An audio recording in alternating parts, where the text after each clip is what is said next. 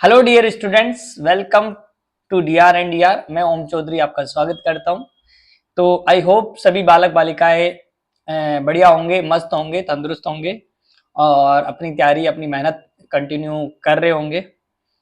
तो हमारा वेक्टर का जो लेक्चर नंबर 3 है आज, उसमें हम आज देखने वाले हैं कि 3D में और डॉट प्रोडक्ट, क्रॉस प्रोडक्ट है ना, मल्टीप्लिकेशन सभी। ठीक है, तो रेजोल्यूशन हमने 2D का देख लिया था, लास्ट टॉपिक अपना वही था।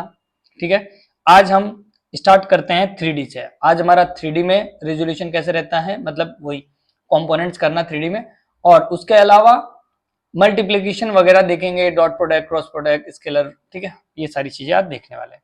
तो आ जाइए, हम स्टार्ट कर रहे हैं।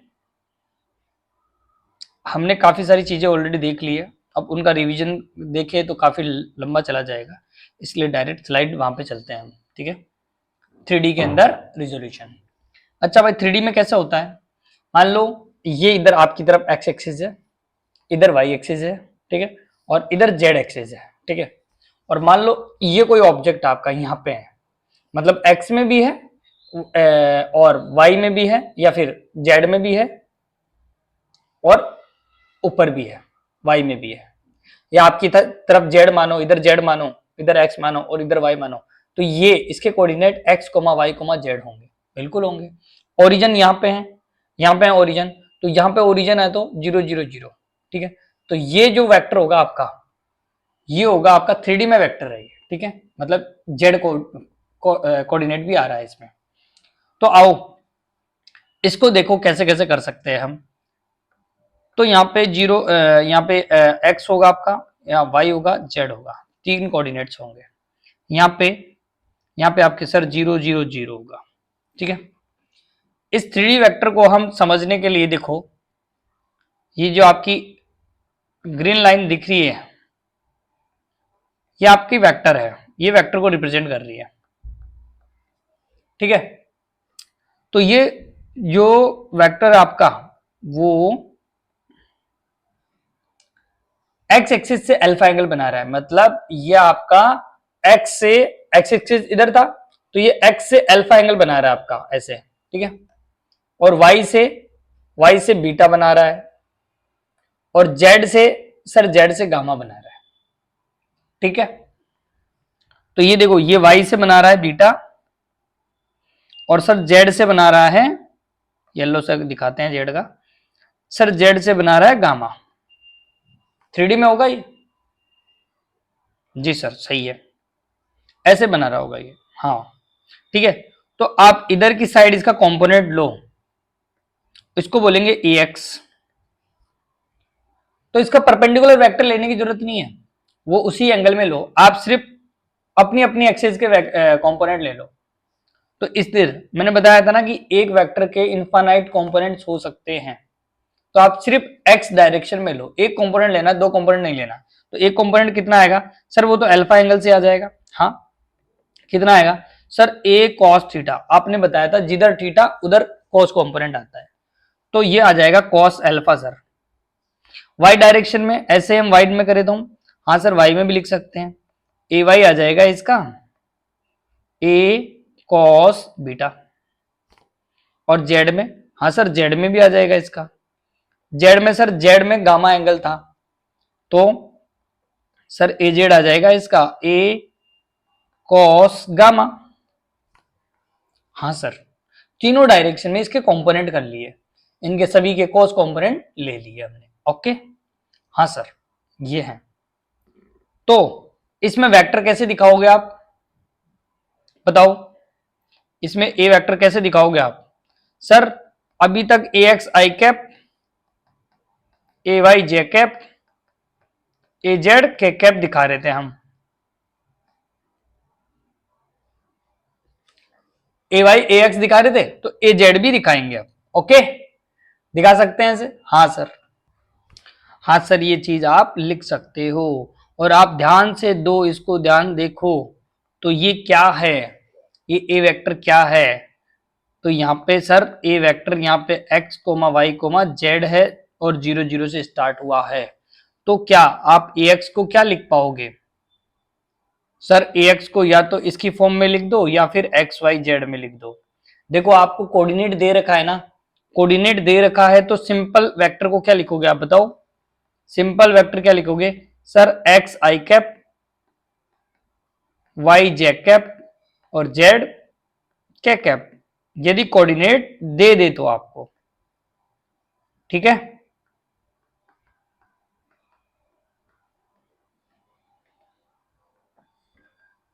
कोऑर्डिनेट गिवन है तो समझ गए। ये कब लिखोगे? जब सर आपको 3D में एक्स वाई जेड दे रखा हो, कोऑर्डिनेट दे रखे हो। इसके अलावा अदरवाइज तो हमें क्या करना है sir? A x A Y A Z की वैल्यू रखनी है। तो आओ ए जेड ए एक्स ए इसकी वैल्यूज रखते हैं हम। सर हमें पता चल गया यहां से कि सर ए एक्स को क्या बोलेंगे हम? ए कॉस थीटा, ए कॉस अल्फा, ए वाई को ए कॉस बीटा, और ए जेड को सर, ए जेड को बोलेंगे ए कॉस गामा। हाँ सर, तो इसके अंदर रखे हम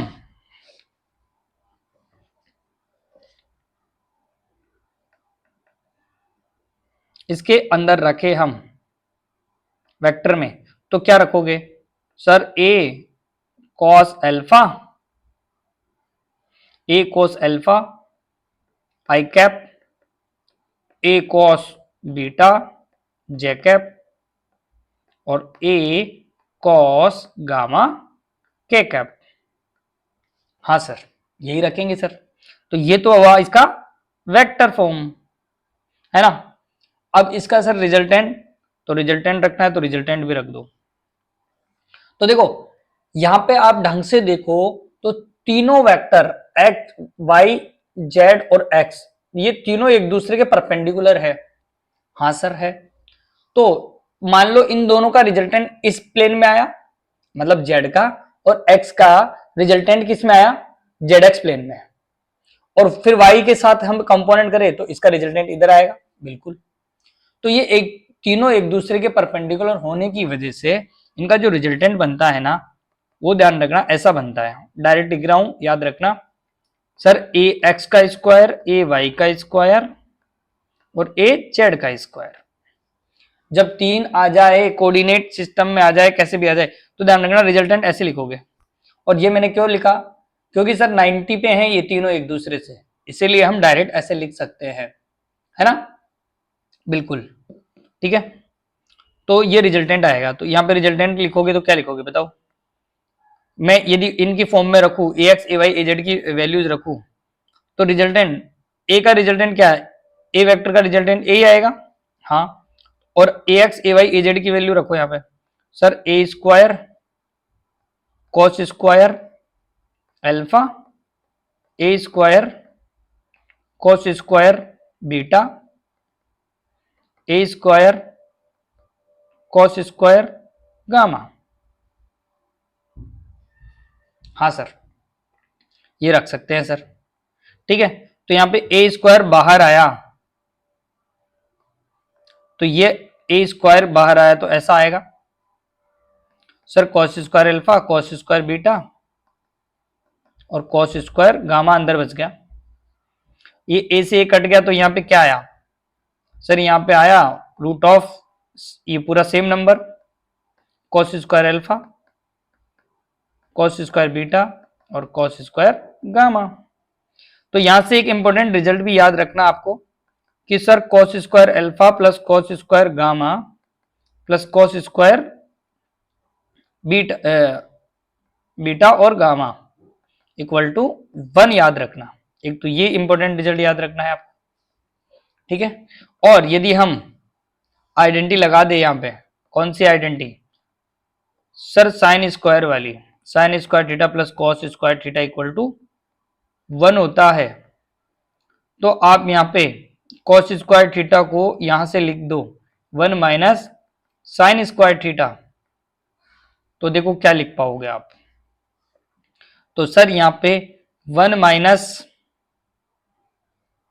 ध्यान से देखना, 1 minus sine square alpha, 1 minus sine square beta और 1 minus sine square gamma equal to 1।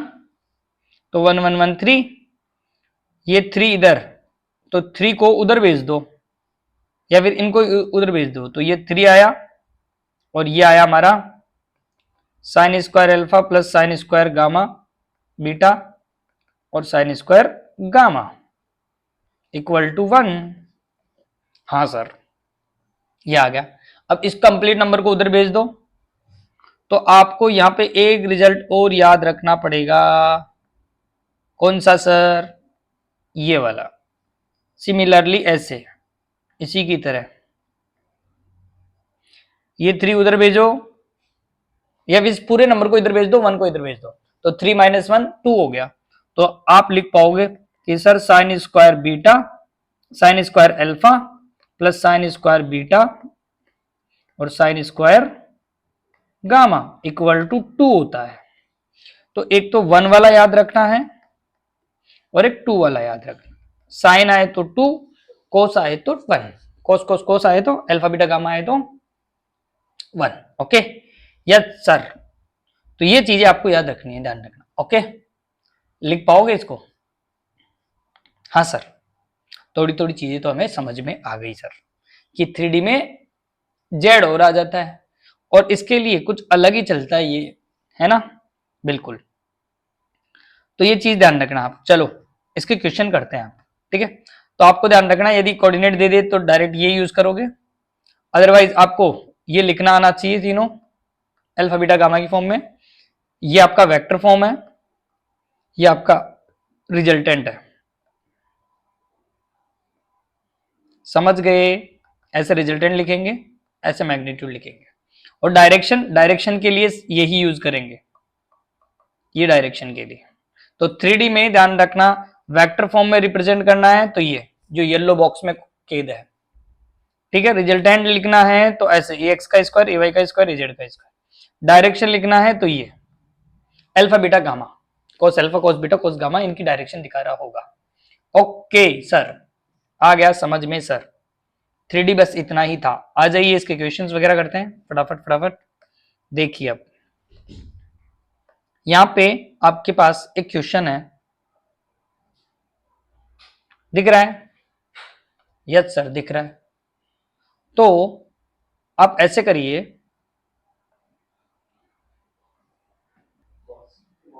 ठीक है? तो आपके पास ये क्वेश्चन दिख रहा है ना? चलिए इसमें देखो, इनके दे रखा है हमें ax ay az दे रखा है, बिल्कुल सर क्वेश्चन से दे रखा है, वो तो तुरंत लिख दो। क्या क्या है सर? 2 है, ये 3 है, ये 6 है, बिल्कुल सही बात है। अब इसका सर मैग्नीट्यूड, अरे मैग्नीट्यूड के लिए अभी अभी बताया मैंने, ज्यादा कुछ सोचना ही नहीं है आपको। ax का स्क्वायर करना है, ay का स्क्वायर करना है, az का स्क्वायर करना है। 3D है सर, है ना? तो आईजेके में तोड़ने का देखो यही फायदा है कि तुरंत, है ना, आप रिजोल्यूशन इसीलिए तो सीखते हैं कि वो लंबा सा फॉर्मूला लगाते हैं ना, A square B square 2ab cos theta, वो ना लगा के सिंप्लीफाई ऐसे करें। 2D होता है तो एक्स स्क्वायर ए वाई स्क्वायर आता है और 3D होता है तो एक्स स्क्वायर ए वाई स्क्वायर एजेड स्क्वायर, तुरंत आंसर आ जाएगा आपका। जी सर, 2 स्क्वायर, 3 स्क्वायर और 6 स्क्वायर, बताओ आंसर कितना आया? सर 4 9 36, जो भी आंसर है बताओ कितना आंसर है? सर 45 और 4 49, 49 का सर 7 होता है, answer 7। Yes sir. Direction of cosine, direction of cosine देखो, मतलब ये पूछ रहा है कोस अल्फा की वैल्यू, ठीक है? डायरेक्शन ऑफ कोसाइंस, ठीक है? कोसाइंस का मतलब है कि कोस की वैल्यूज पूछ रहा है। कोस किस किस में? सर तीनों में होता था। क्या क्या होता था sir? ax equal to A cos alpha होता था, A Y equal to A cos beta होता था, A Z equal to sir A cos gamma होता था। हाँ सर। तो यहां पे ए क्या होता था सर? ए होता था ए एक्स, मतलब कोस अल्फा लिखेंगे ना, तो कोस अल्फा देखो क्या लिखेंगे यहाँ पे सर cos अल्फा लिखना है, देखो मेरी खोपड़ी के पीछे दिख रहा नहीं होगा तुम्हें। सर यहाँ पे cos अल्फा लिखना है तो आप लिख दो सर यहाँ पे cos alpha equals to a x upon a. X कितना है सर, एक्स आपका 2, ए कितना है सर 7, यही आंसर है। बताओ cos गामा cos बीटा बताओ sir, A Y upon A Y क्या है सर 3 है, 3/7 आंसर। ऐसे ही cos गामा बता दो सर, ए जेड अपॉन ए है, ए जेड कितना है 6 है, ए कितना है 7, ये आंसर है आपका। हाँ सर दिख गया, हाँ सर दिख गया दिख गया दिख गया, ठीक है। तो ये डायरेक्शन थी कोसाइन की, ओके। फिर बोल रहा है कि सर ये बताओ इसमें कि angle of the x y z axis का। अब एंगल पूछ रहा है, ध्यान रखना, ऊपर वाले में डायरेक्शन पूछ रहा था, डायरेक्शन पूछा तो कोस अल्फा है ना, एंगल पूछ रहा है सर वो। अरे तो निकाल दो, अभी अभी तो निकाला हमने। तो डायरेक्शन कितनी हो जाएगी, अल्फा कितना हो जाएगा सर, कॉस इनवर्स 2/7। कहां से सर, यहां से, वो इधर कोने में लिखा हुआ है ना कोस अल्फा। हाँ सर बीटा कितना होगा, बीटा हो जाएगा कॉस इनवर्स, कितना आया था वहां पे 3/7, तो 3/7 ये एंगल आ गए। सर गामा कॉस इनवर्स 6/7, ये लो भाई, तीनों एंगल भी पकड़ो। हाँ सर, सर यूनिट वेक्टर बता दो इसका, यूनिट वेक्टर भी देख लो भाई इसका, unit vector, unit vector along A vector, ठीक है। यूनिट वेक्टर देखो, यूनिट वेक्टर होता था हमारा sir A cap divide by A vector divide by A magnitude. तो ए वेक्टर कितना है sir, 2i cap 3j cap और 6k कैप, हाँ डिवाइड बाई 7 कर दो। तो सर ये आपका यूनिट वेक्टर आ गया, इसका क्या आया 2/7 i कैप, 3/7 j कैप और 6/7 k कैप। हाँ सर सिंपल है, 3D तो समझ गए, कर सकते हो। हाँ सर कर सकते हैं, मजा आ गया सर। चलो बताओ, अब इसमें टाइम नहीं लगाना, होमवर्क है तुम्हारे लिए। होमवर्क का मतलब हमें साथ के साथ करना है, वीडियो को पॉज करके, और फिर आंसर मैच करना है मेरे आंसर से कि आपका सही है क्या। चलिए बताइए, ए वेक्टर आपके पास दिख रहा है यहाँ पे, हाँ हाँ सर दिख रहा है। सर इनके मल्टीप्लाई में तो कुछ है ही नहीं, अरे कुछ नहीं है, तो 1 1 है, ये यहाँ पे 1 है, यहाँ पे 1 है, और यहाँ पे √2 है, ध्यान रखना। हाँ सर समझ गए सर, मतलब ये वेक्टर ऐसे दे रखा है, ए वेक्टर इक्वल टू क्या दे रखा है, 1i कैप 1j कैप और √2 k कैप। कुछ नहीं देता है तो 1 मान लो। बताओ ए एक्स ए वाई ए जेड, सर सिंपल है सर, सर 1,1,√2 आ गया सर, ये ए एक्स है, ए वाई है, ए जेड है। मैग्नीट्यूड बता दो, चलो यहाँ पे सॉल्यूशन की जगह दिया है, यहाँ पे करेंगे हम। Sir magnitude sir A x का स्क्वायर, ए वाई का स्क्वायर, ए जेड का स्क्वायर। तो सर ए आया है, बताइए बताइए बताइए सर, 1 का स्क्वायर 1, 1 का स्क्वायर 1, √2 का स्क्वायर 2, तो सर ये आ गया 4, 4 का मतलब 2, सर ए मैग्नीट्यूड आ गया 2। ओके सेकंड का आंसर आ गया। थर्ड बताओ सर, डायरेक्शन ऑफ कोसाइन, हाँ भाई बताओ, cos alpha, cos beta, cos gamma. Sir A x upon A Y upon A Z upon A, बता दो फटाफट। एक्स सर 1 है, ए 2 है सर, ये सर ये भी 1/2 है सर, ये सर √2/2 है सर, ये √2/2, हाँ सर, तो कितना आया 1/√2। हाँ सर लिख दिए, very good. Angle angle angle angle भी बता सकते हो, हाँ सर एंगल भी बता सकते हैं, क्या दिक्कत है हमें। एंगल भी बता सकते हैं सर। दिख रहा है तुम्हें? बिल्कुल, देखो इधर। फोर्थ, इसका फोर्थ फोर्थ कैसे होगा देखो। कॉस एल्फा इक्वल टू 1/2 है, तो अल्फा इक्वल टू क्या हुआ sir? Cos inverse 1/2। Cos inverse 1/2 का मतलब क्या होता है? ऐसे मत समझो तुम, है ना, कंफ्यूज से हो जाओगे। सर इनवर्स इनवर्स तो हमें आता ही नहीं। अरे तुम तो ऐसे देखो सीधा। अभी हमने निकाल के आए कि sir cos alpha equal to आया 1/2। तो कॉस अल्फा 1/2 किसकी वैल्यू होती है सर? सर कॉस 1/2 होती है कॉस 60 की डिग्री, 60 डिग्री की वैल्यू। तो अल्फा आ गया 60। हाँ सर। तो बीटा भी कितना आएगा सर? वो भी 1/2 है सर, वो भी 60 आएगा। 1/√2 किसकी वैल्यू है sir? Cos gamma equal to 1/√2 है। आप बोल रहे हो 1/√2, तो सर ये तो 45 की वैल्यू है सर, गामा 45 आ गया सर। इसका मतलब गामा 45 है। ओके सर, समझ में आ गया सर। चलिए चलिए चलिए आगे चलिए। हाँ भाई, रिजल्टेंट बताओ। रिजल्टेंट वेक्टर भी बताना है, मैग्नीट्यूड भी बताना है, और unit parallel vector to vector, unit vector parallel to the resultant vector, direction of cosine of R vector. Okay ठीक है, आ जाइए। आइए बताइए सर। ये आ जाएगा आपका, अच्छा इन दोनों का सम करना है सर, तो a प्लस बी कर लो। सर ये तो हमें आता ही नहीं है, बड़ी सिंपल सी चीज है। i को i के साथ, j को j के साथ और k को k के साथ ऐड करना है आपको। a वेक्टर इधर था, इसके कंपोनेंट आए ax ay az। b vector था तो bx by bz, तीन आए, तीनों को समेशन करना होता है तो डायरेक्ट ऐड कर देते हैं। i को i के साथ, j को j के साथ, k को k के साथ एडिशन सब्ट्रैक्शन कर देते हैं। मल्टीप्लाई नहीं करते, मल्टीप्लाई के लिए दो रूल पड़ेंगे, स्केलर और वेक्टर। बट प्लस माइनस आप डायरेक्ट कर सकते हो। अच्छा सर, मतलब मतलब सर समझे नहीं, मतलब समझाता हूं, आओ इधर। इसको पहले इधर नीचे करते हैं, ठीक है।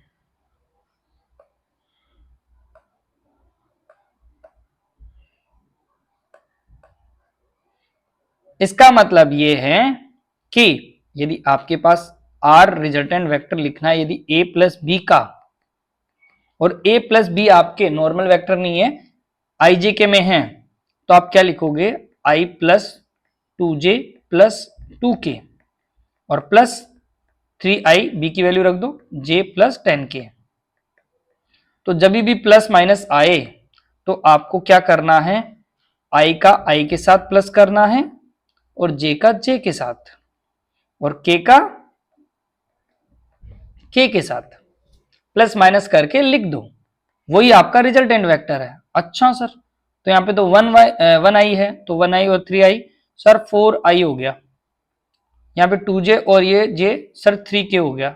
2j और ये k 3k हो गया सर, 3j हो गया। और 2k और 10k सर 12k हो गया। समझ गए? यस सर, समझ गए सर, समझ गए ना, वेरी गुड। इसका मैग्नीट्यूड सर, मैग्नीट्यूड रख सकते हैं आप, तो रिजल्टेंट आ गया तो ये दूसरा आंसर हो जाएगा हमारा। तो 4 का स्क्वायर, 4 का स्क्वायर, 3 का स्क्वायर और 12 का स्क्वायर।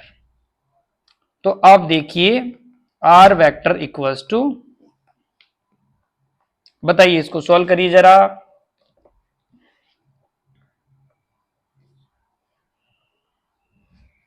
सॉल्व करो इसको।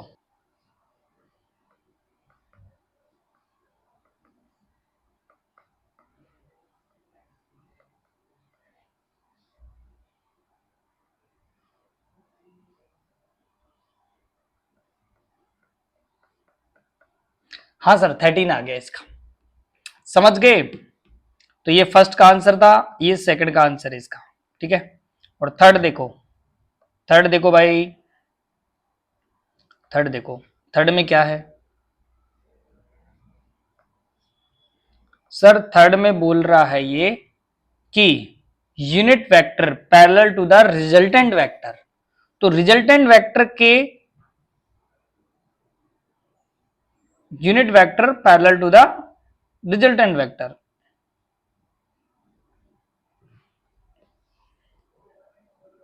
यूनिट वेक्टर निकालना है किसका? रिजल्टेंट वेक्टर का ध्यान रखना। पहले तो रिजल्टेंट वेक्टर निकालो, unit vector parallel to the resultant vector. Okay, तो देखो पहले यूनिट वेक्टर निकालना पड़ेगा आपको। तो कंफ्यूज मत होना। क्या कंफ्यूज मत होना कि पैरेलल क्या आ गया सर, पैरेलल कैसे? अरे जो भी यूनिट वेक्टर होता है ना, वो अपने खुद वेक्टर के साथ ही पैरेलल होता है। वो बस उसका मैग्नीट्यूड एक होता है। ऐसे थोड़ी डायरेक्शन चेंज हो जाती है, डायरेक्शन चेंज नहीं होती है। वेक्टर है और उसका यूनिट वेक्टर है, तो दोनों का मैग्नीट्यूड अलग आएगा। एक वेक्टर है, उसका मैग्नीट्यूड अलग है, उसी का यूनिट वेक्टर है, उसका मैग्नीट्यूड तो 1 है, बट डायरेक्शन तो वही है, दोनों है तो पैरेलल ही। समझे? हाँ सर। चलो आ जाओ। अभी अभी मैं सिखाऊंगा अभी तुम्हें कि भाई है ना पैरेलल वेक्टर्स को कैसे देखते हैं। तो यहाँ पे ये चीज ध्यान रखो कि यूनिट वेक्टर पूछा है आपसे। यूनिट वेक्टर का मतलब है unit vector parallel to resultant vector, मतलब रिजल्टेंट जो वेक्टर है ना आपका, दोनों का सम करने के बाद में उसका यूनिट वेक्टर निकालना है। उसका यूनिट वेक्टर ही आपका यूनिट पैरेलल वेक्टर है वो। आओ कैसे? सर आर कैप निकालना है हमें, R vector upon R magnitude. Sir हमें आर मैग्नीट्यूड दे रखा है और आर वेक्टर भी दे रखा है। आर वेक्टर कितना आया था sir? 4i cap, 3j cap और 12k कैप। और वेक्टर कितना आया था सर? 13। इसका मैग्नीट्यूड आया 13। तो आर कैप कितना आ गया सर? 4/13 आई कैप, 3/13 जे कैप और 12/13 के कैप। ये आपका सर यूनिट वेक्टर आ गया है। तो ये आपका थर्ड का आंसर आ गया है। समझे? हाँ सर। और क्या बता रहा है? Direction of cosine of R vector, मतलब रिजल्टेंट वेक्टर की कोसाइन वगैरह पूछ रहा है वो। तो लिख दो, फोर्थ भी लिख दो। कॉस अल्फा पूछ रहा है वो, कॉस बीटा और कॉस गामा लिख सकते हो। हाँ सर। क्या लिखेंगे सर? आर एक्स, देखो बड़ा बड़ा देखो तुम, R X upon R, R Y upon R Z upon R. R X कितना है सर? आर एक्स है, ऊपर देख लो वहां पे, नहीं तो सर आर एक्स है आपका 4/13, ये आ गया आपका 3/13, ये आ गया 12/r आपका 13 है, तो 12/13। तो ये इसके कोसाइन हो गए, डायरेक्शन ऑफ कोसाइंस हो गई है भाई।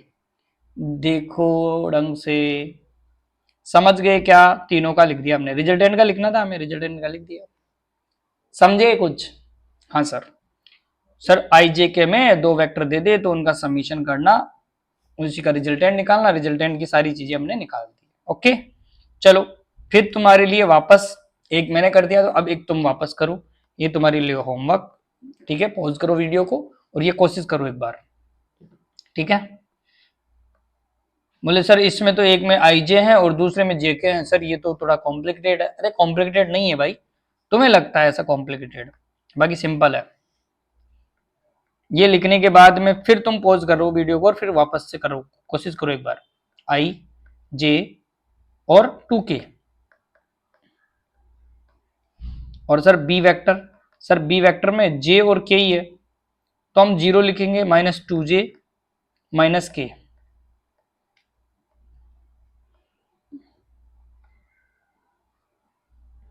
हाँ सर दिख गया सर, दो वेक्टर दिख गए सर हमें, है ना? बिल्कुल सर, दो वेक्टर दिख गए हमें। अरे 0 लिख दो और क्या है भाई, क्या फर्क पड़ता है? तो सर क्या निकालना है सर? इसका find the unit parallel vector to the R. Sir वही आर कैप पूछ रहा है सर, ये आर कैप पूछ रहा है। अभी अभी हम करके आए थे कि आर कैप क्या होती है sir? R vector divide by R magnitude. तो पहले आर निकालो सर, आर वेक्टर तो आ जाएगा, ऐड कर दो 0 को 1 से, ये 1, 0 को 1 से करोगे तो 1 आ जाएगा, -1 है यहाँ पे, यहाँ पे देखो -1 है और यहाँ पे -2 है, तो कितना हुआ सर -3j हो गया। यहाँ पे है 2k और यहाँ पे है -k, तो सर ये तो प्लस का k कैप हो गया। हाँ, तो ये वेक्टर आ गया आपका। रिजल्टेंट भी निकाल लो सर। रिजल्टेंट 3D का आपको डायरेक्ट निकालना आता है सर। 1 स्क्वायर प्लस -3 का स्क्वायर प्लस 1 का स्क्वायर। सर रिजल्टेंट भी आ गया सर। कितना आया सर 1 + 9 + 1, तो सर 11 आ गया, √11। बस यही निकालना था sir. R cap equal to क्या हो गया, आर वेक्टर देखो, आई कैप है और माइनस का है 3j कैप प्लस का k कैप डिवाइड में सर √11। तो आपके पास आर कैप आ गया है सर I/1/i√11 -3/√11 j कैप और प्लस का k मतलब 1/√11 k कैप। सर ये आ गया है। हाँ सर समझ में आया सर, पक्का ना? हाँ सर समझ में आ रहा, परफेक्ट सर, निकाल सकते हैं। ऐसे ही किया, बिल्कुल सर। आगे चलिए, इसका बताइए फटाफट, इसका बताइए। हाँ भाई बताइए सर। यहाँ पे ए तो सही है लेकिन यार ये 2b क्या आ गया सर? अरे 2b से भी मत डरो आप, किसी भी वेक्टर में ध्यान रखना, किसी भी वेक्टर में यदि किसी कांस्टेंट का मल्टीप्लाई करते हो ना, किसी पॉजिटिव कांस्टेंट का मल्टीप्लाई करते हो, पॉजिटिव कांस्टेंट का, तो उसकी डायरेक्शन वही रहती है, सिर्फ मैग्नीट्यूड चेंज होता है। और यदि किसी नेगेटिव नंबर से, अभी आगे आएगा, यदि किसी नेगेटिव नंबर से आप किसी वेक्टर को मल्टीप्लाई कर देते हो तो उसकी डायरेक्शन अपोजिट हो जाती है और मैग्नीट्यूड भी चेंज हो जाता है। ओके, ध्यान रखना। चलो, तो यहाँ पे सर 2b क्या लिखेंगे हम? पहले 2b निकाल लो। ए तो तुम्हें दिख ही रहा है यहाँ पे सर, i है 3j है। हाँ सर, ए तो लिखा हुआ है सर हमारे पास। 2b लिख लो, तो 2b लिख लो तो इसको 2 से मल्टीप्लाई कर दो पूरे नंबर को, तो क्या आ जाएगा सर? ये हो जाएगा 4j और 3 सर, 3 × 2 6k। ये लो भाई 2b लिख लिया हमने, मल्टीप्लाई कर दिया और क्या। अब इसका रिजल्टेंट लिखो, तो रिजल्टेंट क्या है? तो रिजल्टेंट सर a-2b लिखना है हमें, -2b। अच्छा, इसका मतलब दोनों वेक्टर्स को सब्ट्रैक्ट करना है आपको। मतलब रिजल्टेंट क्या लिखोगे? a लिखो पहले सर i -3j और 2b लिखो आपका, तो सर 2b है 4j -6k। आप ऊपर नहीं मल्टीप्लाई करो तो इस फॉर्म में रखते टाइम कर सकते हो, ठीक है सर। तो i माइनस का 4j, अच्छा ये तो j और k है, तो इसमें तो i है ही नहीं, तो i है नहीं तो कोई बात नहीं, तो i रहेगा आपका, i है ही नहीं पूरी टर्म में। j को देखो, j -3 और ये माइनस का सर 4, तो -7j हो गया। और k सर k है ही नहीं, तो k अकेला रहेगा, माइनस माइनस प्लस का हो जाएगा बस, जब ब्रैकेट ओपन होएगा तो। हाँ सर, तो ये आपका रिजल्टेंट वेक्टर आ गया ऐसे। समझ में आया क्या? हाँ सर। अब बताओ इसका मैग्नीट्यूड निकालना है, तो मैग्नीट्यूड निकाल दो सर, सिंपल। 1 का स्क्वायर -7 का स्क्वायर और 6 का स्क्वायर, ठीक है। तो ये आ गया 1 + 49 + 36। समझ गए क्या? तो √ सर ये 86 हो गया। यस सर, समझ गए सर। चलिए भाई, चलिए चलिए जल्दी करिए। अब यहाँ पे देखो, इन दोनों के रिजल्टेंट से, इन दोनों के एडिशन से जो रिजल्टेंट वेक्टर आया,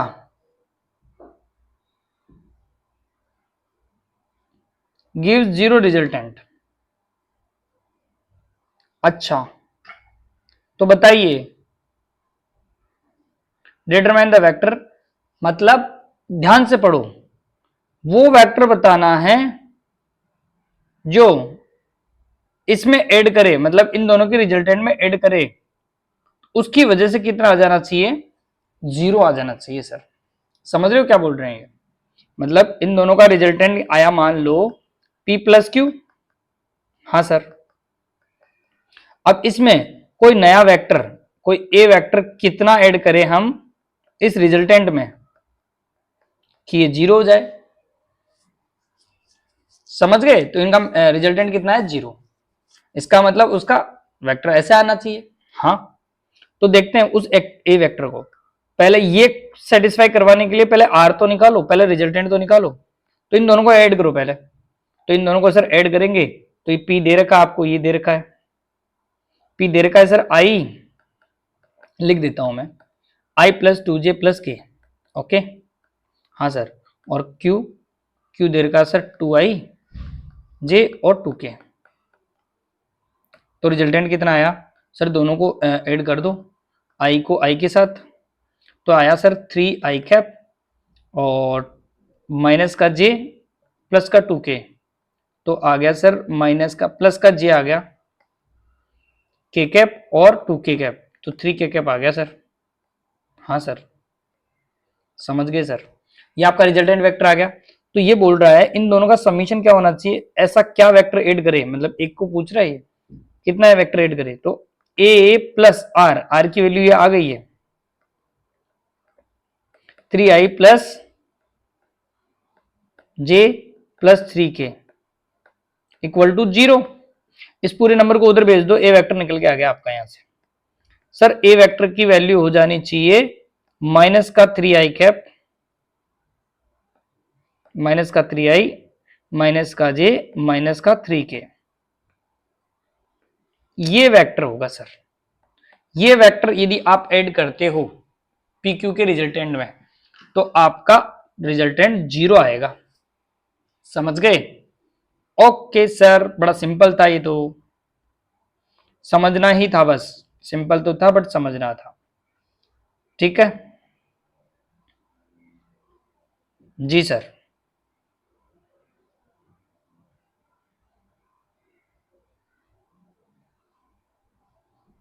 अच्छा, ये क्वेश्चन अलग है बट ये है तो ऐसा ही ना, थोड़ा बहुत सर, थोड़ा बहुत सिमिलर है, थोड़ा बहुत सिमिलर बोल सकते हो इसको। ये क्वेश्चन 6 था, ये क्वेश्चन 7 है, हाँ अलग है। आ जाओ आ जाओ आ जाओ, करते हैं। Determine the vector which when add to the resultant of vector pq is give the unit vector along the x axis where p दे रखा है आपको और q दे रखा है। लैंग्वेज को ढंग से समझो। ये बोल रहा है कि इसमें इन दोनों के रिजल्टेंट में क्या ऐड करें, इन दोनों के रिजल्टेंट में कितना ऐड करे कि आपका ये क्या दे, एक यूनिट वेक्टर दे जो कि एक्स एक्सिस में हो। अच्छा, समझ में आया क्या बोल रहा है कि इसमें क्या क्या वेक्टर ऐड करें हम ताकि आपका जो रिजल्टेंट है, इन दोनों का रिजल्टेंट है वो किस में आए, एक्स एक्सिस में आए और वो यूनिट वेक्टर हो, unit vector along x axis. मतलब समझो क्या बोल रहा है ये, अभी ऊपर जैसे क्वेश्चन किया ना वैसे ही, मतलब रिजल्टेंट आपका आएगा आपका p प्लस क्यू। हाँ सर, p प्लस क्यू आ गया, बिल्कुल सही बात है। अब इस रिजल्टेंट में क्या वेक्टर ऐड करें, कितना वेक्टर ऐड करें आर में कि आपके पास जो वेक्टर आए आपका वो यूनिट वेक्टर आए, यूनिट वेक्टर आए और किस में, एक्स डायरेक्शन में। अच्छा सर, समझे क्या बोल रहा है ये? हाँ सर, ऐसा कुछ बनेगा ये, है ना? तो क्वेश्चन की लैंग्वेज समझोगे तो समझ में आ जाएगा। अच्छा, इसका पहले रिजल्टेंट बता दो फटाफट। सर आर इक्वल टू कितना कितना है बताओ, फटाफट फटाफट बताओ। अब तो ऐड करना तो आएगा ना तुम्हें, आई प्लस 2j प्लस के प्लस करेंगे हम सर क्यू वेक्टर के साथ 2i माइनस जे प्लस 2k, तो कितना आया सर, ये आ गया 3i कैप जे कैप और 3k cap, 3k cap. Okay, yes sir. अब यहां पे देखिए आप, ये बोल रहा है कि इसमें रिजल्टेंट में क्या वेक्टर ऐड करें। अब इसमें वैल्यू पुट कर दो, आंसर आ जाएगा आपका ए। और इधर अच्छा, यूनिट वेक्टर तो इसी को बोलते हैं ना, ए कैप। इसका मैग्नीट्यूड कितना हुआ, 1 यूनिट वेक्टर। एक्स डायरेक्शन का यूनिट वेक्टर आई कैप ही होता है। तो इसको आप क्या लिखोगे सर, आई माइनस आर लिख दो। तो आई माइनस आर, आर की वैल्यू कितनी है सर, 3 आई कैप जे कैप 3 के cap. Sir bracket solve out करेंगे तो आ जाएगा सर माइनस का 2 आई कैप माइनस का जे कैप और माइनस का 3 के कैप। सर ये ए की वैल्यू आ जाएगी आपकी। ये वेक्टर आप ऐड करते हो यदि रिजल्टेंट में, तो आपका जो रिजल्टेंट है वो आई कैप आ जाएगा, यूनिट वेक्टर आ जाएगा। हाँ सर, समझ में आ गया सर, तरीका तो सही है ना। तो ये जो लिखा था ना क्वेश्चन पढ़ के, ये तुम्हें लिखना आना चाहिए बस, इंपॉर्टेंट बात ये है, बाकी की कैलकुलेशन तुम कर लोगे। ओके, चलिए अब देखो, अब है multiply by vector a scalar and dot product. पहले तो स्केलर नंबर से मल्टीप्लाई करना सीखो, फिर उसके बाद में डॉट प्रोडक्ट सीखेंगे। तो किसी भी वेक्टर को एक स्केलर नंबर से मल्टीप्लाई करते हैं ना, स्केलर क्वांटिटी से, तो उसमें क्या होता है ध्यान रखना। यदि किसी वेक्टर को आप किसी स्केलर क्वांटिटी, ये है आपकी स्केलर क्वांटिटी, तो स्केलर क्वांटिटी और कैसी है, पॉजिटिव क्वांटिटी है, तो पॉजिटिव से मल्टीप्लाई करते हो ना, तो आपका के ए ही हो जाएगा। मतलब इसमें मैग्नीट्यूड चेंज होगा बट डायरेक्शन सेम रहेगी, ध्यान रखना। और यदि आप किसी वेक्टर को ऐसे नंबर से मल्टीप्लाई करते हो, मतलब किसी नेगेटिव नंबर से मल्टीप्लाई करते हो किसी ए वेक्टर को, तो ध्यान रखना वो के ए हो तो जाएगा, मतलब इसमें मैग्नीट्यूड तो आपका चेंज होगा ही होगा, बट इसमें डायरेक्शन भी चेंज होगी, ध्यान रखना। अच्छा सर, समझ गए सर। तो ये ध्यान रखना कि यदि आपके किसी भी नंबर में किसी भी वेक्टर में नेगेटिव नंबर मल्टीप्लाई करते हो या फिर पॉजिटिव नंबर मल्टीप्लाई करते हो, तो पॉजिटिव में डायरेक्शन सेम रहती है लेकिन इसमें डायरेक्शन चेंज हो जाती है। ओके सर, समझ गए सर, ठीक है। तो ये ध्यान रखना। ओके, चलिए आपको ये थोड़ा सा ध्यान रखना है आपको, है ना, और इसमें थोड़ा सा ध्यान रखना कि इसमें डायरेक्शन चेंज नहीं होती है और इसमें डायरेक्शन चेंज हो जाती है। ओके, चलिए आगे चलिए, नो टाइम वेस्ट, आगे चलिए। चलो चलो चलो चलो चलो, फटाफट फटाफट आंसर बताते जाना, बड़ा सिंपल सा टॉपिक है ये। फिर डॉट प्रोडक्ट पढ़ते हैं हम। तो यहाँ पे देखिए, यहाँ पे देखिए 2 मीटर पर सेकंड इसकी स्पीड है, तो इसकी 3v कितनी होगी। अरे सिंपल, जो रिजल्टेंट होगा वो 3 इंटू वी वैक्टर बोल रहा है, तो 3 इंटू वी, वी कितना है 2, 2 होगा तो कितना हो जाएगा, डायरेक्शन तो सेम ही रहेगी सर, 6 हो जाएगा, रिजल्टेंट 6 हो जाएगा सर।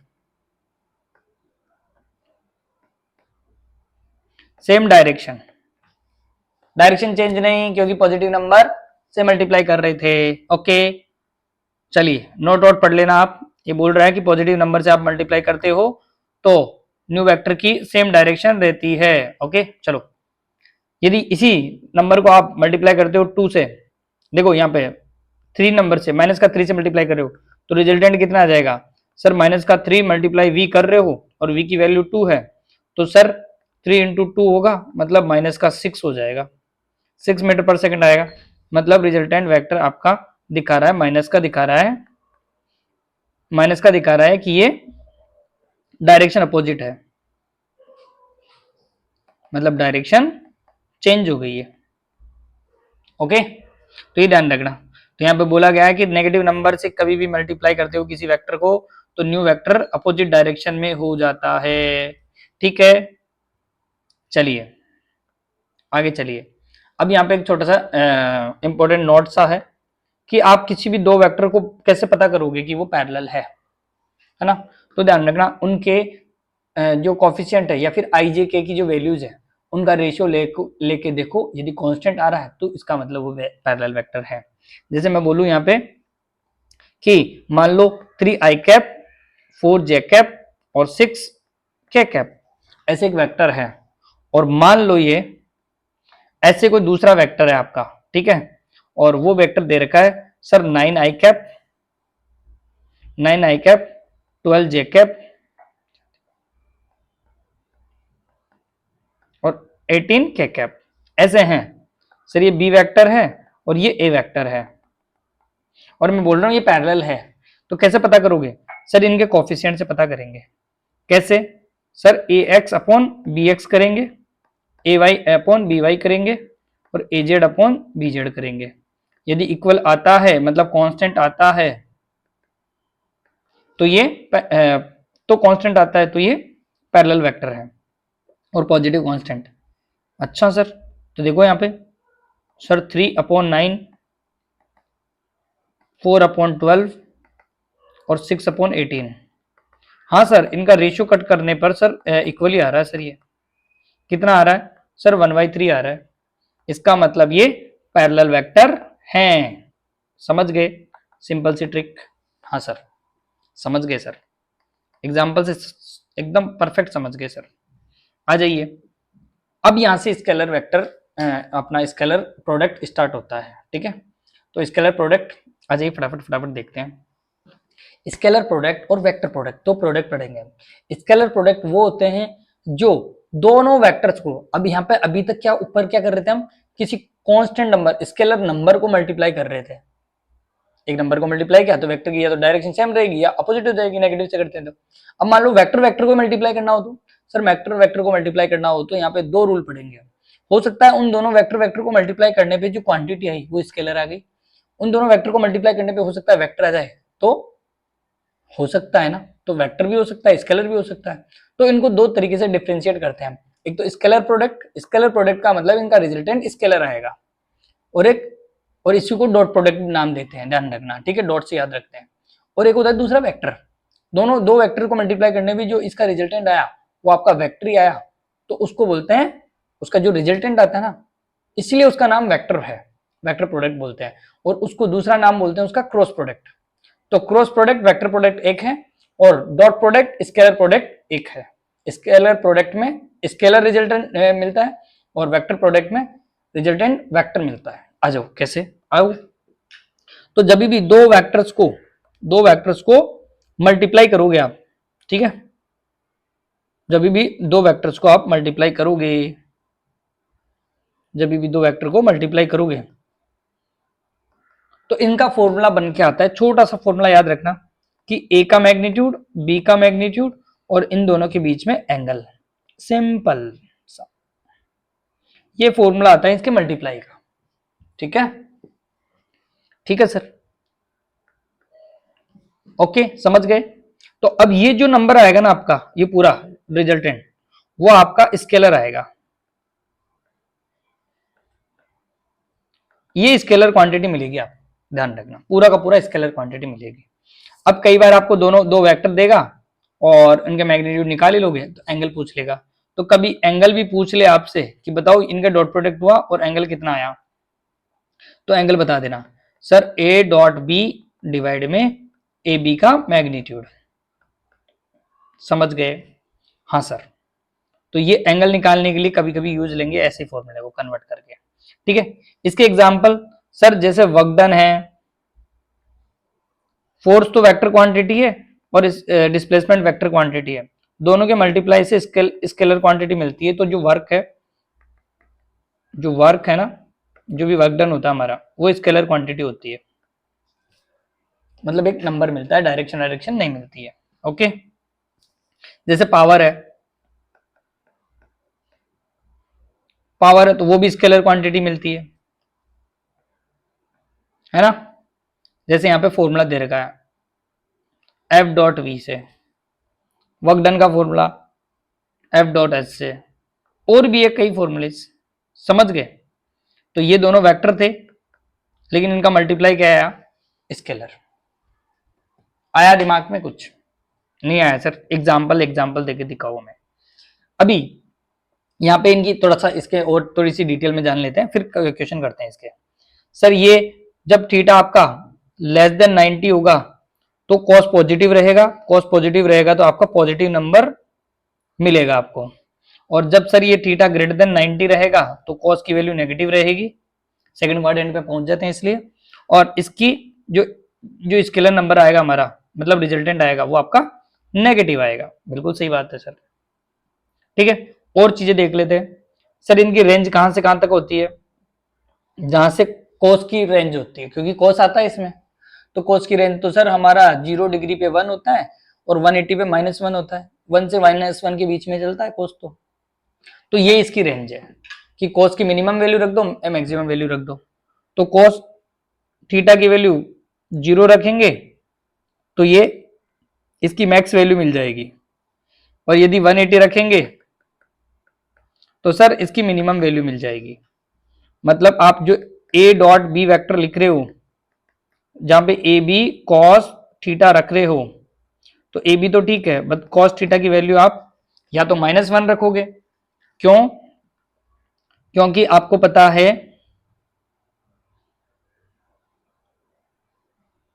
क्योंकि आपको पता है ए बी कॉस 180 माइनस का 1 होता है, तो माइनस का ए बी आया, मतलब ये क्या आई आपकी ए डॉट बी की मिनिमम वैल्यू। तो ये मिनिमम वैल्यू आ गई। और ए डॉट बी की मैक्सिमम वैल्यू कब आ जाएगी? जब sir A B cos theta में 0 डिग्री पुट करेंगे, तो ये कितनी आ जाएगी? ये सर प्लस का ए बी आ जाएगा, क्योंकि कॉस की इसकी वैल्यू आ गई, तो ये आपकी मैक्सिमम वैल्यू आ गई आपकी। तो इसकी रेंज कहां से कहां पर हुई? सर ये माइनस ए बी से ए बी तक चलता है, ये ए बी से माइनस ए बी तक चलेगा। समझ गए क्या? हाँ सर, आप उस पर मत करो, वैसा ही अच्छा लग रहा था सर। ठीक है, चलो भाई आगे चलो। और कुछ की पॉइंट? हाँ सर, की पॉइंट ये भी है सर कि दोनों वेक्टर परपेंडिकुलर हो ना, तो उनका स्केलर प्रोडक्ट आता ही नहीं है। हैं? बिल्कुल सही बात है सर। ये 90 डिग्री है, 90 डिग्री में cos 90 की वैल्यू 0 होती है सर। तो ए डॉट बी कितना आएगा? सर ए डॉट बी तो 0 हो जाएगा। सही बात है। याद करो वकडन, वकडन किसका? सन के अबाउट अर्थ घूम रही होती है, सर्कुलर में घूमती है, डिस्प्लेसमेंट इधर होता है, फोर्स इधर लगता है, तो उनके बीच में एंगल कितना? 90। तो अभी पढ़ रहे थे ना वर्क का फॉर्मूला एफ डॉट एस, तो एफ डॉट एस का मतलब सन और अर्थ का, अरे जल्दी से बता दें, सन और अर्थ का जो वर्कडन है, सन के अबाउट अर्थ घूम रही है उसका वर्कडन है, वर्कडन बाय अर्थ, वो 0 होगा। क्योंकि सर ये सर्कुलर में घूमते हैं, सन यहां पे होता है, अर्थ यहां पे होती है, डिस्प्लेसमेंट इधर और फोर्स इधर, दोनों वेक्टर क्वांटिटी है, दोनों के बीच में सर एंगल 90 ऐसे होता है ना, अर्थ सन तो उसके अबाउट ऐसे घूम रही होती है, तो ये इधर डिस्प्लेसमेंट, फोर्स इधर, दोनों के बीच में एंगल 90, 90 की वजह से cos 90 0, तो वर्कडन आपका 0। ठीक है, और देखो, और सर फिर तो इसका मतलब आई जे के ये भी तो एक दूसरे के परपेंडिकुलर होते हैं। हाँ, तो इनका भी डॉट प्रोडक्ट 0 होगा, बिल्कुल होगा, क्योंकि आई और जे एक दूसरे के परपेंडिकुलर और जे और के एक दूसरे के परपेंडिकुलर। ये देखो, ये इसके ऊपर परपेंडिकुलर, ये इसके ऊपर परपेंडिकुलर और ये इस पे परपेंडिकुलर, एक दूसरे के तीनों परपेंडिकुलर होते हैं। हाँ, तो ध्यान रखना यहाँ पे ये जो सिंपल सा लिखा हुआ है कि आई जो I dot J, J dot के डॉट आई, सब के सब 0 होते हैं। ध्यान रखना, I dot J, J dot के और के डॉट आई कितना हो जाएगा सर? 0 हो जाएगा। हाँ सर, डॉट प्रोडक्ट उनका भी 0 रहेगा। ओके, चलिए आगे चलिए, आगे चलिए, आगे देखो। सर सेल्फ डॉट प्रोडक्ट मतलब खुद का खुद के साथ डॉट प्रोडक्ट कितना होगा, खुद का खुद के साथ मतलब ए भी इधर है और खुद भी इधर ही है, खुद का खुद के साथ, तो इसका मतलब एंगल कितना है इनके बीच में सर 0 डिग्री, पैरेलल हो गया ना ये तो सर 0 डिग्री, तो इनका रिजल्टेंट कितना आएगा सर ए स्क्वायर। अच्छा, और इनके कैप में यूनिट वेक्टर निकाले तो सर उनका भी 1 ही आएगा क्योंकि उनका तो मैग्नीट्यूड ही 1 हो गया, तो 1.1 याद रख लेना, ए dot A cap dot A cap 1 आएगा। तो आई डॉट आई का इसका मतलब तो सर यूनिटरी वेक्टर जो हमारे आई जी आई आई है, मतलब आई आई का डॉट जे का डॉट और के का डॉट 1 होना चाहिए, बिल्कुल उनका 1 ही होता है क्योंकि सेल्फ का डॉट प्रोडक्ट ए स्क्वायर होता है, तो ए कैप का क्या मैग्नीट्यूड है 1, तो 1 का स्क्वायर 1 ही तो आएगा, तो इसलिए आई आई जे के 1 आता है और आई जे के और आई आई के 0 होता है क्योंकि एक दूसरे के परपेंडिकुलर होता है, ऊपर जो लिखा था हमने ये देखो ये, तो इसकी उल्टी प्रॉपर्टी है ये जस्ट, ठीक है, क्योंकि इनके बीच में तो 0 डिग्री हो जाएगा। यस सर, ऐसे हो सकता है। अच्छा कम्यूटेटिव लॉ, ये कम्यूटेटिव लॉ को फॉलो करते हैं, हाँ सर स्केलर नंबर है क्या फर्क पड़ता है, दोनों के बीच में एंगल बीच में फिक्स रहेगा, ठीक है। अभी मैं बोल दूं सर ए आपका 2 है और बी आपका 3 है और एंगल आपके पास थीटा 60 है, और इसके बाद में मैं ऐसे बोल दूं सर ये 3 है, ए आपका 3 है और बी आपका सर 2 है और थीटा अभी भी 60 है, तो क्या फर्क पड़ता है, डॉट प्रोडक्ट तो दोनों का वही आएगा, ए बी कॉस थीटा। अरे यार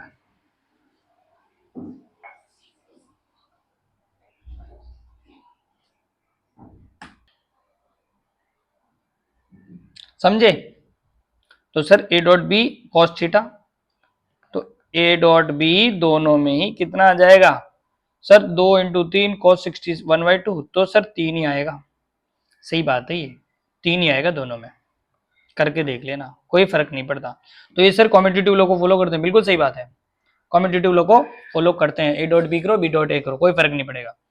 अच्छा दो का सम करके तीसरे के साथ डॉट प्रोडक्ट कराओ, या दो का डॉट प्रोडक्ट और फिर दो का डॉट प्रोडक्ट करके सम करो, बात एक ही है। तो डिस्ट्रीब्यूटिव लॉ को भी ये फॉलो करता है, ओके। यस सर, चलिए आगे, सर ए डॉट बी और A dot B cap find करना है आपको, यहां पे सर 4 दे रखा है, तो बी आपका 4 दे रखा है, ए आपका 6 दे रखा है और दोनों के बीच में एंगल 37 दे रखा है सर, बिल्कुल ठीक है, कर लेंगे, कैसे आइए देखते हैं, आइए, तो देखो ए डॉट बी पूछा है पहले तो करो, sir A dot B dot cos theta, तो सर ये है 4 ये है 6 और ये कॉस 37, कॉस 37 तो इनकी वैल्यू कितनी आती है 4 इंटू 6 इंटू कॉस 37, कॉस 37 की वैल्यू बताओ बताओ बताओ, कॉस 37 सर कॉस 53 की वैल्यू आपने रटाई थी 3/5 होती है, तो ये कितनी होगी ये 4/5 होगी, बिल्कुल सही बात है, तो ये कितना हो गया, ये हो गया हमारा 16 4 इंटू 24 48 48 48 96 96/5, हाँ सर ये आ गया इसका आंसर। अब सर दूसरा भी पूछ रहा है वो, A cap dot B cap, डरो मत, ए कैप बी कैप, तो बताओ ए कैप का क्या होगा, यूनिट वेक्टर है, तो इसका मैग्नीट्यूड सर ए कैप का मैग्नीट्यूड बी कैप का मैग्नीट्यूड और कॉस थीटा, तो आपको पता है मैग्नीट्यूड, मैग्नीट्यूड क्या होता था यूनिट वेक्टर का सर 1, हाँ तो 1 इंटू कॉस 37, कॉस 37 की वैल्यू थीटा तो वही रहेगा, cos 37 की वैल्यू सर 4/5, अच्छा तो 4/5 आंसर आ जाएगा आपका, बड़ा सिंपल है, हाँ करोगे तो सिंपल एकदम, चलो चलो चलो इसका बता दो, बताओ फटाफट, find the angle between the, इन दोनों के बीच में एंगल फाइंड करना है। ए 6 है और बी 4 है और ए डॉट बी 12 है। ओके, सीधा सा फॉर्मूला रखो, A dot B equal to A B, मैं डायरेक्ट ए बी लिख रहा हूं, मतलब मोड लगा हुआ है, मैग्नीट्यूड लिख रहा हूं मैं, और ये कॉस थीटा। ये ए डॉट बी का मतलब समझ गए ना? अरे ए डॉट बी का मतलब समझ गए ना, किन का मैग्नीट्यूड है? तो ए डॉट बी आपको दे रखा है 12 है। ए कितना है? ए है सर 6, बी है सर 4 और ये कॉस थीटा। ये देखो ये डॉट प्रोडक्ट दे रखा था वो आपको, ये मैग्नीट्यूड नहीं है ए डॉट बी का मैग्नीट्यूड, कहीं ए डॉट बी के जगह रख दो तुम। ए की जगह तो ए रखना है, बी की जगह बी, और ए डॉट बी की जगह ये रखना है। तो ये दे रखा था हमें 12, तो ये 12 और ये 24, तो cos थीटा इक्वल टू 24, तो cos theta equal to sir 1/2, तो theta equal to sir 60 degree. Fast हो गए होंगे अब तो धीरे धीरे, है ना? हाँ सर हो गए, हो गए सर, हो गए हो गए। इसका बताओ फटाफट, ए डॉट बी √3/2 है, √3/2 ए बी है, तो बताओ एंगल बिटवीन। ओके सर, बिल्कुल सिंपल है sir, A dot B, homework है पॉज करके कर लो, A dot B cos theta, ये बोल रहा है कि ये पूरा नंबर ये है, ठीक है, तो इसकी जगह रख दो √3/2 A B equal to A B cos theta, A B से बी कट, तो कॉस थीटा की वैल्यू √3/2, मतलब थीटा की वैल्यू 30 डिग्री। हाँ सर, सही है सर, समझ गए क्या? हाँ sir. Sir dot product I J के आ जाए तो क्या करना है सर? ये तो सिंपल सिंपल बता रहे हो आप। हाँ, यदि कंपोनेंट फॉर्म में भी आ जाए तो देखो क्या करना है आपको, डॉट प्रोडक्ट सिंप्लीफाई, अब इसमें एंगल वेंगल का तो कोई लफड़ा है नहीं, है ना? तो आप क्या करोगे, ए डॉट बी वेक्टर में ए को पहले लिखो, तो ए एक्स आई कैप, ए वाई जे कैप, ए जेड के कैप, ऐसे लिखोगे? हाँ सर।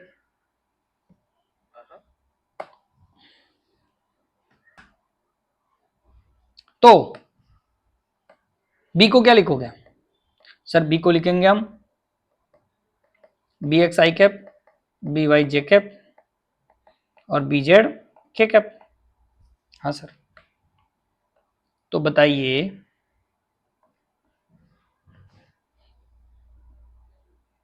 तो आपको सिंपल डॉट प्रोडक्ट करना है ना, सिंपल डॉट प्रोडक्ट, तो ध्यान रखो आई का आई के साथ करा दो, क्योंकि आई का आई के साथ 1 होता था, याद हो तो, सेल्फ डॉट प्रोडक्ट, है ना?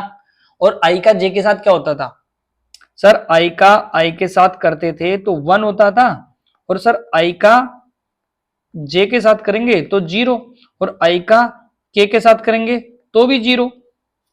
अरे तो 0 आना है तो फिर क्यों मल्टीप्लाई करना? तो सिंपल तुम आई का आई के साथ करो, जे का जे के साथ, के का के साथ, समझ गए? आई का आई के साथ करोगे तो 1 आएगा, और जे का जे के साथ करोगे तो सर 1 आएगा, और के का के साथ करोगे तो सर 1 आएगा। तो ये 3 टर्म याद रखो ना तुम, बाकी टर्म तो 0 हो ही जानी है। अच्छा, तो इसका मतलब है कि आप इस नंबर को इससे मल्टीप्लाई करोगे तो कुछ आएगा, अदरवाइज आप इसके साथ करोगे तो 0 आएगा, आप इसके साथ करोगे तो 0 आएगा। अरे हाँ सर, फिर ऐसे ए वाई के साथ करोगे तो सिर्फ ए वाई के साथ, बी वाई के साथ आंसर आएगा, बाकी के साथ 0। ऐसे एजेड का करोगे आप तो एजेड का एजेड के साथ करोगे, ए एक्स और ए वाई के साथ 0 हो जाएगा। अच्छा सर, समझ गए सर, क्या करना है हमें, सिर्फ इसको उठा के इसके साथ मल्टीप्लाई कर देना है।